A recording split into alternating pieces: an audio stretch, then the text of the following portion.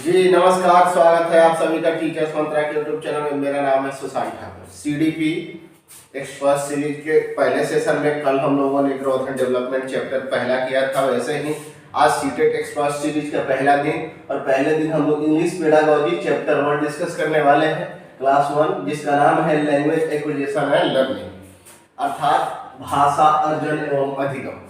English pedagogy जहां जहां भी इंडिया के किसी भी टीचिंग एग्जाम में, चाहे सीटेट हो, सुपर टेट हो, टेट हो या भारत के किसी भी टीचिंग एग्जाम में जहां जहां इंग्लिश पेडागॉजी पूछी जाती है वहां ये पहला चैप्टर है, क्लास 1 है। या ओवरऑल जितना टीचिंग एग्जाम में जहां इंग्लिश पेडागॉजी आती है वहां के लिए ये जो चैप्टर है एक्विजिशन एंड लर्निंग अर्थात अर्जन एवं अधिगम, ये आपके लिए इक्वली इंपॉर्टेंट है। अब शुरुआत करते हैं English pedagogy chapter 1 language acquisition and learning.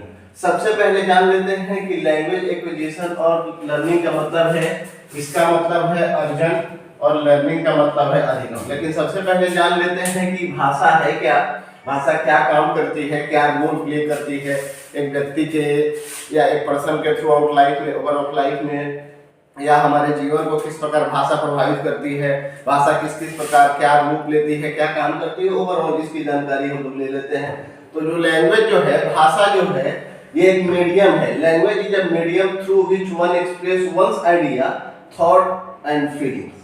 Language भाषा जो है एक माध्यम है एक दूसरे के साथ, एक व्यक्ति किसी दूसरे व्यक्ति के साथ एक्सप्रेस करने के लिए, अभिव्यक्ति के लिए, चाहे वो विचार हो सकता है, कोई आइडिया हो सकता है, थॉट विचार हो सकती है, फीलिंग हो सकती है। अगर इसको सरल भाषा में बताएं तो भाषा एक माध्यम है जो एक दूसरे के साथ या आदान प्रदान करता है, एक व्यक्ति दूसरे व्यक्ति के साथ अपने विचारों को, भावनाओं को अभिव्यक्त करने का एक माध्यम है। तो भाषा एक माध्यम है अपने भावनाओं को, विचारों को, आइडिया को और बहुत सारी ओवरऑल चीजें हैं जो हमारे अंदर चल रही है उसको एक्सप्रेस करने का एक मीडियम है। भाषा क्या है? एक माध्यम है हमारे ओवरऑल थिंकिंग प्रोसेस को, चाहे फीलिंग हो, इमोशंस हो, आपके कोई आइडिया हो, कोई थॉट हो, उस सबको एक्सप्रेस करने का, अभिव्यक्त करने का एक माध्यम है। हम और आप यहाँ जो अभी डिस्कशन कर पा रहे हैं, जो हम चीजें जानते हैं वहाँ जो डिस्कस कर पा रहे हैं, उसके बीच में मीडियम का काम कौन कर रहा है? आपका लैंग्वेज, कहीं ना कहीं भाषा के थ्रू। तो भाषा जो है अपने विचारों को, ज्ञान को, नॉलेज को, इमोशंस को अभिव्यक्त करने का एक मीडियम है, एक माध्यम है। अब हम बात कर लेते हैं ये एक्विजिशन क्या है। तो अब चलते हैं लैंग्वेज एक्विजिशन पे और थोड़ा सा बात कर लेते हैं कि अर्जन है क्या। तो लैंग्वेज को दो तरीके से आप सीख सकते हैं, या लैंग्वेज आपके पास दो तरीके से, दो माध्यम है जिसके सहारे आपके पास आती है या आप उसको सीखते हैं। पहला है एक्विजिशन, जिसका अर्थ होता है अर्जन। ये अर्जन है जिसका अर्थ एक्विजिशन। अर्जन का मतलब है ये जो एक्विजिशन है, जब लैंग्वेज आप बिना किसी कॉन्सर्ट एफर्ट के, बिना किसी प्रैक्टिस के, आप सब कॉन्शियसली अवचेतन या अचेतन रूप से जब आप भाषा को अधिग्रहित कर लेते हैं, सीख लेते हैं, वो प्रक्रिया आपकी एक्विजिशन कहलाती है। इस पे हम चलेंगे, लेकिन सबसे पहले थोड़ा सा लैंग्वेज के बारे में कुछ और पॉइंट याद आया है, उसके बारे में बात कर लेते हैं कि लैंग्वेज है क्या। तो लैंग्वेज एक तो है मीडियम ऑफ कम्युनिकेशन है, पहला है जो है ये मीडियम ऑफ कम्युनिकेशन है। कम्युनिकेशन है वार्तालाप या एक दूसरे से बातचीत का एक माध्यम है, एक साधन है जहां से हम और आप जुड़े हुए हैं। आप सोसाइटी में, परिवार में एक दूसरे से, अपने दोस्तों के साथ जो आप बात कर पाते हैं, उसका क्या है? लैंग्वेज जो है एक मीडियम का काम करता है। और दूसरी विशेषता यह है कि language is arbitrary. Language is arbitrary. Arbitrary का मतलब है कि लैंग्वेज जो है वो स्वच्छंद है या स्वतंत्र है। किससे? जैसे वो दिखता है, जो उसको बोलते हैं। जैसे ये जो मार्कर है, ये जो मार्कर है आपका, ये जो साइज है मार्कर का, अगर इस मार्कर का जो इसका नाम है और जो इसका शेप है, इसका कोई डायरेक्ट रिलेशन नहीं है। अगर इस मार्कर को, अगर लोग यहाँ फुटबॉल बोले रहते, अगर इस मार्कर को फुटबॉल नाम दिया रहता तो आज हम लोग क्या बोलते हैं? इस मार्कर को फुटबॉल बोलते हैं। कहने का मतलब है कि जो इसका मीनिंग है और जो इसका शेप है, इसका कोई डायरेक्ट रिलेशन नहीं है, ये स्वच्छंद है, एक दूसरे से स्वतंत्र है। ये एक डिनोट करने के लिए, इसको सूचित करने के लिए इसको एक भाषा से या एक शब्द से इसको परिचित करा दिया गया, या एक शब्द एक नाम इसको दे दिया गया। तो लैंग्वेज जो है वो आर्बिट्रेरी है, यानी जो वो दिखता है और जो उस वस्तु की शेप है वो दोनों जो है वो बिल्कुल इंटरडिपेंडेंट है, बिल्कुल स्वतंत्र है, स्वच्छंद है। दूसरी चीज है, भारत में लगभग 1600 लैंग्वेज और डायलेक्ट बोले जाते हैं।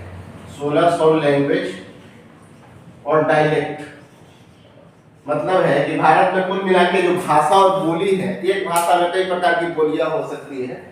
तो एक अनुमान है कि भारत में अनुमानतः 1600 जो भाषा और बोली मिला करके टोटल 1600 प्रकार की भाषा एवं बोलियां बोली जाती है। ऐसे संविधान के 8वीं अनुसूची में 22 भाषाओं को मान्यता प्राप्त बताया गया है, या 22 भाषा मान्यता प्राप्त है।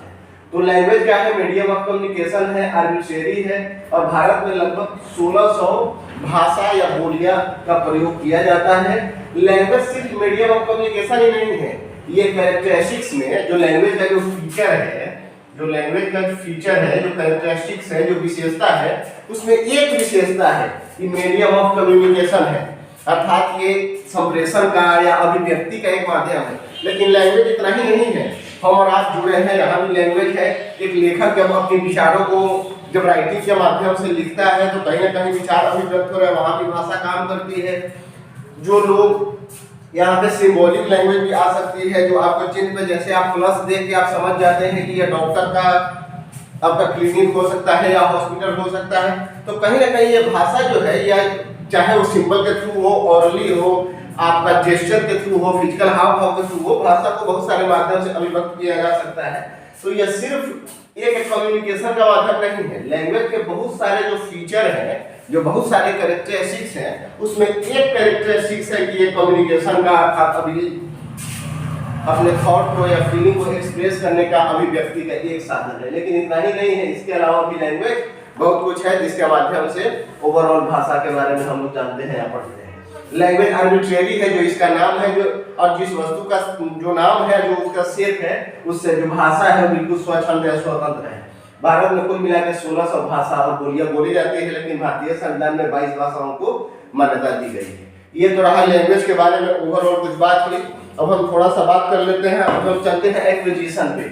जैसे कि चैप्टर नेम आपको दिख रहा होगा कि language acquisition and learning. Acquisition क्या है उसके बारे में हम बात कर लेते हैं। तो एक्विजिशन का अर्थ होता है अर्जन। एक्विजिशन का अर्थ है अर्जन, यानी जब हम भाषा को बिना किसी कॉन्शियस एफर्ट के, बिल्कुल अचेतन रूप से, जैसे इसमें आपका मदर टंग आ जाएगा। ये जो मदर टंग है, मातृभाषा है, एक किसी बच्चे का जो मातृभाषा है वो हमेशा बच्चे उसको एक्वायर करते हैं। और ये जो लर्निंग है, इसमें पहले लिख लेते हैं, जब हम इस पर बात करेंगे तो आपको समझने में आसानी होगी। ये जो मदर टंग है, जो मातृभाषा है, किसी भी व्यक्ति के, किसी भी बच्चे का, दुनिया में आप कहीं भी निवास करते हैं, जो उसका मदर टंग है वो उसको एक्वायर करता है। और जो एक्विजिशन की जो प्रोसेस है, एक्वायरिंग की जो प्रोसेस है, अर्जन की जो प्रक्रिया है, वो बिल्कुल सबकॉन्शियसली चलता है। बिल्कुल आप सचेतन रूप से नहीं, और चेतन रूप से। ऐसा तो नहीं है कि एक बच्चा जो है, जो इंग्लैंड में या यूएसए में जन्म लिया है, तो इंग्लिश जब, क्योंकि उसकी तो मातृभाषा इंग्लिश है, उसकी जो मदर टंग है वो इंग्लिश है, वो बात करता है इंग्लिश में, कोई चीज डिमांड करता है इंग्लिश में, अपने पेरेंट्स से उसको कुछ नीड होता है तो बोलता है इंग्लिश में। ऐसा तो नहीं है कि उसके माँ बाप या आपके जो घर परिवार के जो लोग हैं आपके मातृभाषा को बुक के थ्रू या किसी के थ्रू प्रैक्टिस करा के सिखाते हैं। आप इसको सबकॉन्शियसली सीख लेते हैं बिना किसी एफर्ट एंड प्रैक्टिस के। तो जब भाषा को विदाउट एफर्ट एंड प्रैक्टिस, जब विदाउट एफर्ट और प्रैक्टिस, बिना किसी प्रयास के या अभ्यास के जब आप इसको सीख लेते हैं, विदाउट एफर्ट एंड प्रैक्टिस नहीं लगती, बिल्कुल अचेतन रूप से खेल में, एक दूसरे से अंतर्क्रिया में, समाज में रहते, घर में आम बोलचाल की भाषा में, आम लाइफ में आप इस चीजों को सीख लेते हैं। जब आप भाषा को सीख लेते हैं, ये आपका लैंग्वेज एक्विजिशन है। ये आपने भाषा को अर्जित कर लिया सबकॉन्शियस रूप से। ये सबकॉन्शियस प्रोसेस है या अनकॉन्शियस प्रोसेस है, मदर टंग जो। और इसमें जो है हमेशा जो एक्विजिशन है या लैंग्वेज एक्विजिशन है, उसमें मदर टंग ही एक्वायर होती है, क्योंकि मदर टंग की भाषा है जो आप आम बोलचाल में सुनते हैं या आप बिना एफर्ट एंड प्रैक्टिस के चीजों को सीख लेते हैं। तो एक्विजिशन जो है वो आपका यही एक्विजिशन है। अब थोड़ा सा इसके कैरेक्टरिस्टिक्स के बारे में बात कर लेते हैं। अगर इतना आप समझ गए हैं तो एक कैरेक्टरिस्टिक्स है कि लैंग्वेज लर्न नेचुरली। इसको आप बोल सकते हैं कि when language learn naturally and without any systematic process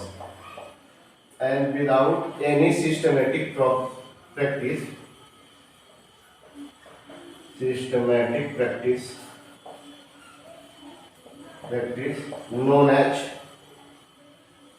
acquisition। जब आप भाषा को बिना किसी प्राकृतिक प्रैक्टिस के या प्राकृतिक अभ्यास के या बिना किसी सिस्टमेटिक प्रैक्टिस के आप सिर्फ अनकॉन्शियसली और अचेतन रूप से या अचेतन रूप से जब आप भाषा सीख लेते हैं या भाषा आप बोलने लगते हैं, लिखने लगते हैं या भाषा आपको आ जाती है, ये जो भाषा सीखने की जो प्रक्रिया है ये लैंग्वेज एक्विजिशन कहलाती है। जब आपने सबकॉन्शियस रूप में और एक्विजिशन में हमेशा आपका मदर टंग आता है, जो मातृभाषा है वो एक बच्चा हमेशा एक्वायर करता है। तो इसका पहला कैरेक्टरिस्टिक्स है कि ये नेचुरल होता है और विदाउट एनी सिस्टमेटिक प्रैक्टिस और बिल्कुल कॉन्शियस एफर्ट नहीं है, अनकॉन्शियस रूप से या सबकॉन्शियस रूप से हम चीजों को सीख लेते हैं।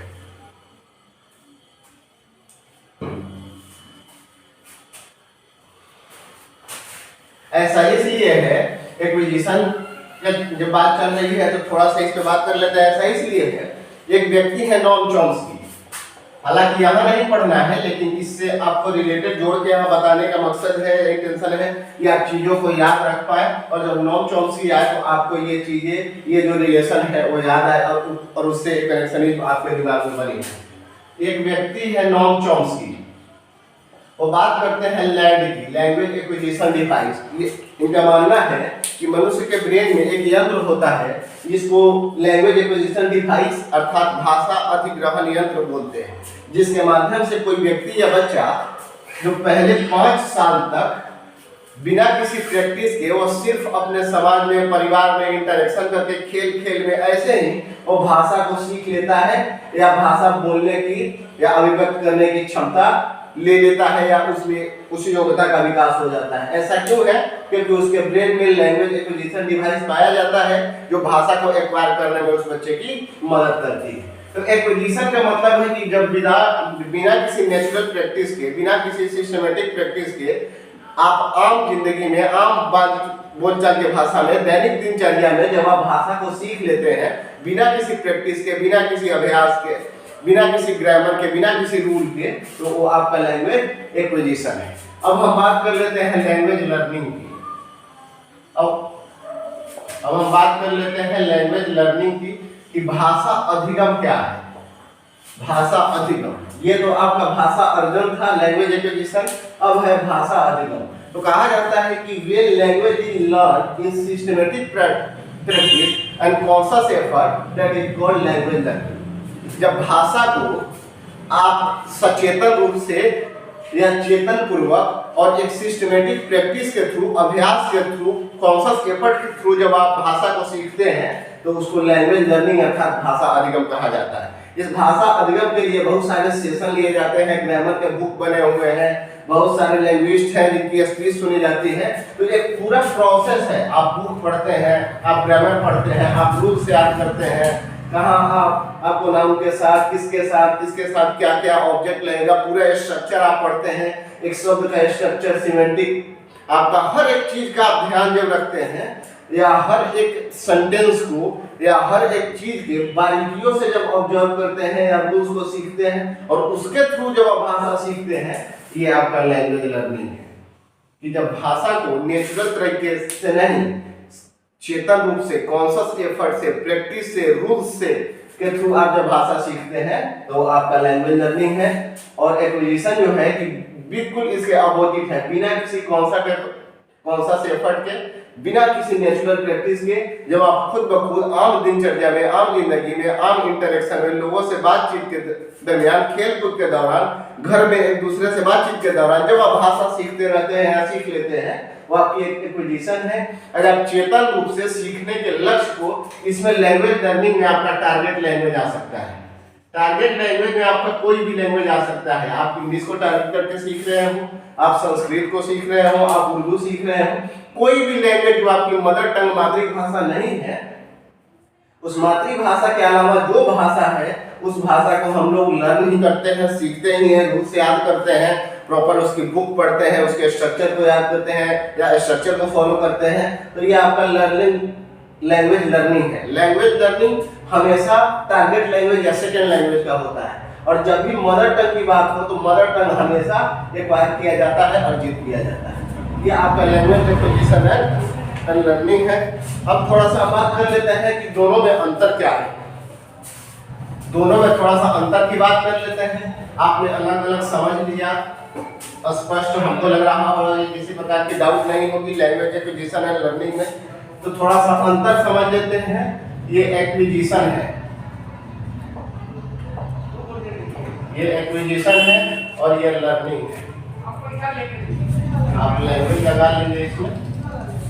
चलिए इसमें पहले बात कर लेते हैं। ये लैंग्वेज एक्विजिशन है और ये लैंग्वेज लर्निंग है। मैंने ज्यादातर इंग्लिश वर्ड का इसलिए प्रयोग किया है और यहाँ पे खास तौर से और जानबूझ के भी कर रहा हूँ, ताकि हम लोग इंग्लिश पेडागोजी के ऊपर पढ़ रहे हैं और पेपर में जब आपको क्वेश्चन मिलेगा तो अल्टरनेट इंग्लिश में आपको देखने को मिलेगा। तो वहाँ अगर आप यहाँ अगर हिंदी पढ़ के जाएंगे तो फिर इंग्लिश के पेपर को आप समझ नहीं पाएंगे और आपको सॉल्व करने में इसको दिक्कत होगी। तो इंग्लिश पेडागोजी को हम प्रयास करेंगे कि ज्यादातर चीजों को हम इंग्लिश में याद रखें। हालांकि हम कोशिश करते हैं कि हम बाइलिंगुअल चले, कि जो हिंदी मीडियम वाले हैं उनको भी किसी प्रकार की दिक्कत नहीं है। तो लैंग्वेज एक्विजिशन और लैंग्वेज लर्निंग, इन दोनों में हम थोड़ा सा बात कर लेते हैं। पहला ये है कि ये विदाउट नेचुरल है, बिना, ये एकदम नेचुरल है। ये आपका नेचुरल है और प्रैक्टिस इसमें नहीं है, कोई प्रैक्टिस नहीं है, कोई कॉन्शियस एफर्ट नहीं है, कोई कॉन्शियस एफर्ट नहीं है।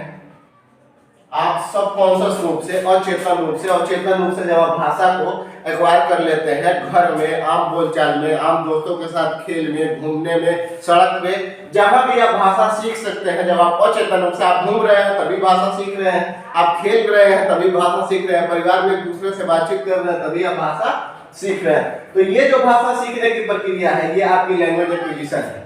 लेकिन जब लैंग्वेज को एक सिस्टमेटिक वे में और कॉन्शियस एफर्ट के थ्रू, चाहे प्रैक्टिस के थ्रू, यहाँ पे प्रैक्टिस लगता है, यहाँ पे कॉन्शियस एफर्ट लगता है, यहाँ पे कॉन्शियस एफर्ट लगता है, यहाँ पे आपको रूल जानना है, यहाँ पे आपको रूल्स जानना होता है, यहाँ पर आपको प्रॉपर स्ट्रक्चर जाननी है। अगर इन सब काम को करके या इतना करके जब आप भाषा सीखते हैं तो ये आपका लैंग्वेज लर्निंग है। और जब आप नेचुरल वे में, बिना किसी प्रैक्टिस के, बिना किसी कॉन्शियस एफर्ट के, ऐसे ही बोलचाल में, आम जिंदगी में, खेल कूद में, सड़क पे, गली में, सिनेमा हॉल में, जहां भी आप जाते हैं वहां भाषा सुनते हैं और उससे जो आप भाषा सीखते हैं, ये आपका लैंग्वेज एक्विजिशन है। और सबसे ये जो है अनकॉन्शियस प्रोसेस है, अनकॉन्शियस प्रोसेस है, ये अनकॉन्शियस प्रोसेस है और ये आपका कॉन्शियस प्रोसेस है। ये अचेतन या अचेतन रूप से होता है, जिसमें कोई चेतना नहीं है। आप खेल रहे हैं लेकिन आपका कोई ध्यान नहीं है कि भाषा सीखे, आप अपने खेल में मग्न, फिर भी आप भाषा सीख लेते हैं। तो ये अनकॉन्शियस प्रोसेस है। लेकिन जो लर्निंग है ये आपका कॉन्शियस प्रोसेस है। आप सचेतन रूप से, आप चेतन रूप से, आप बिल्कुल ये सोच करके कि हम भाषा सीख रहे हैं, टारगेट करके, इसीलिए इसमें टारगेट लैंग्वेज को रखा जाता है और इसमें हमेशा मदर टंग आती है। जो मदर टंग है वो हमेशा एक्वायर किया जाता है और जो सेकेंड लैंग्वेज है या टारगेट लैंग्वेज है वो हमेशा लर्न किया जाता है, अधिगम किया जाता है या सीखा जाता है।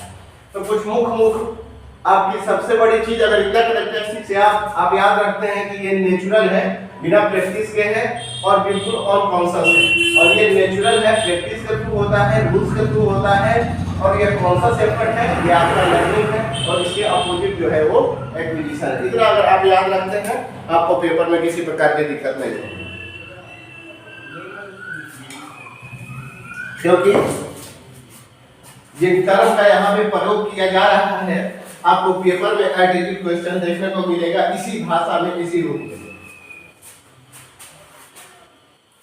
अब थोड़ा सा ये जो एक्विजिशनल लर्निंग जो एक चैप्टर है छोटा सा, लेकिन 1 से 2 नंबर का क्वेश्चन आपको सीटेट में तो आता ही है, सीटेट के लिए तो इक्वली ये तो सिलेबस ही है। इसके अलावा जहाँ भी इंग्लिश ग्रामर की पूछी जाती है वहाँ आपके 1 से 2 नंबर में यहाँ से क्वेश्चन आपको देखने को मिलेगा। थोड़ा सा अंत में हम बात कर लेते हैं as per Indian constitution. As per Indian constitution भारतीय संविधान के अनुसार जो भाषा की स्थिति है या जो भाषा है वो किस प्रकार से काम करती है या क्या रूल्स है उसका। तो एक एक्ट है ओला। ये ओला आपका कैब नहीं है बल्कि ऑफिशियल लैंग्वेज एक्ट है। इसको इस ओला को आप याद रखेंगे, इसको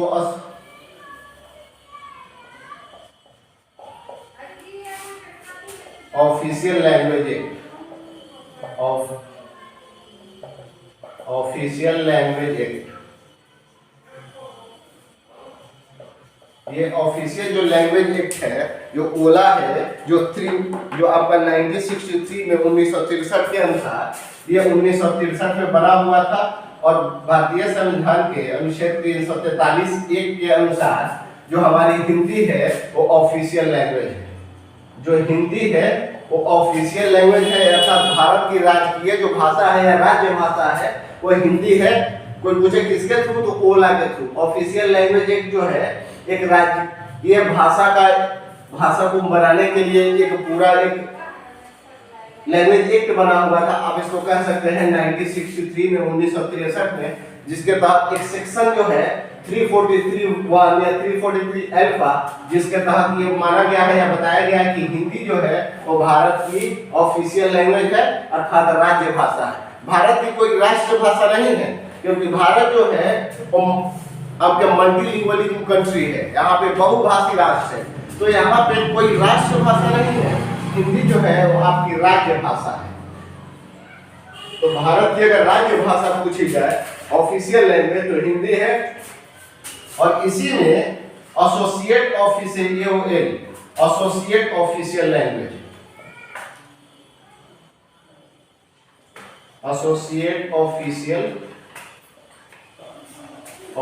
लैंग्वेज यानी एक जो था एसोसिएट ऑफिशियल लैंग्वेज, इसी 1963 में 343(1) और 343(2) में जो है इंग्लिश जो है वो आपका एसोसिएट ऑफिशियल लैंग्वेज है, यानी सह राज्य भाषा का दर्जा इंग्लिश को दिया गया है। हिंदी जो है वो हमारी राज्य भाषा है और इंग्लिश जो है वो एसोसिएट ऑफिशियल लैंग्वेज है, अर्थात सह राज्य भाषा है। तो एज पर इंडियन कॉन्स्टिट्यूशन जो है पहला है ओला के तहत ये कैब ओला कैब नहीं है बल्कि एक ओला ऑफिशियल लैंग्वेज एक्ट है जो 1963 में बना हुआ था। इसमें सेक्शन 343 अल्फा में हिंदी को भारत का ऑफिशियल लैंग्वेज या राजभाषा का दर्जा दिया गया, तथा इसी ऑफिशियल एक्ट में 1963 के 343 सेक्शन 2 में आपको ये इंग्लिश को एसोसिएट ऑफिशियल लैंग्वेज या सह राजभाषा का दर्जा दिया गया।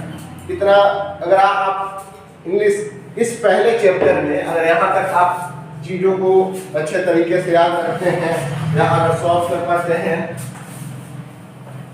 या यहाँ तक की चीजें अगर आपको क्लियर हुई हो और आप रखते हैं कि यहाँ तक से कोई क्वेश्चन आए अगर आप सॉल्व कर पाए तो आपको किसी प्रकार की दिक्कत नहीं होगी। अंत में एक चीज और जान लेते हैं, एक एनसीएफ 2005 से इससे कुछ हल्का सा भाषा से जुड़ा हुआ है। एक क्वेश्चन बार बार आता है जब पूछे कि इंग्लिश जो है एनसीएफ 2005 के अनुसार According to NCF 2005, English is a second language. English जो है वो आपकी सेकेंड लैंग्वेज है। NCF 2005 के अनुसार इंग्लिश आपकी सेकेंड लैंग्वेज है। लेकिन एक चीज ध्यान रखना है, ये पेपर में बार बार, लेकिन पूरा सुन ले। According to NCF 2005, English is a second language in a multilingual country. जब आपको in a multilingual country multilingual country like India. In a multilingual country like India, English is a global language. ये दोनों में आपको संबंध याद रखना है, नहीं तो आपका पेपर में जो क्वेश्चन है सब जानने के बाद भी क्वेश्चन गलत हो जाएगा। अगर एनसीएफ के अकॉर्डिंग सीधे पूछे, ये वाला लाइन नहीं दे और सीधे पूछे कि एनसीएफ के अनुसार इंग्लिश लैंग्वेज की क्या पोजीशन है, क्या स्थिति है, तो ये सेकंड लैंग्वेज है, दूसरी भाषा है।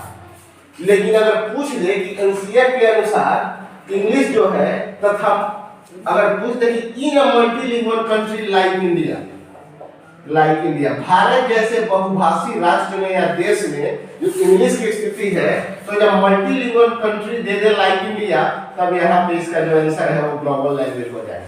यानी एनसीएफ के अनुसार नॉर्मल पूछे तो इंग्लिश आपका सेकंड लैंग्वेज, और in a multilingual country like India, Bharat जैसे बहुभाषी जो राष्ट्र है या देश है उसमें जो इंग्लिश का पोजीशन है वो आपका ग्लोबल लैंग्वेज का है, विश्वव्यापी या सर्वव्यापी लैंग्वेज के रूप में माना है।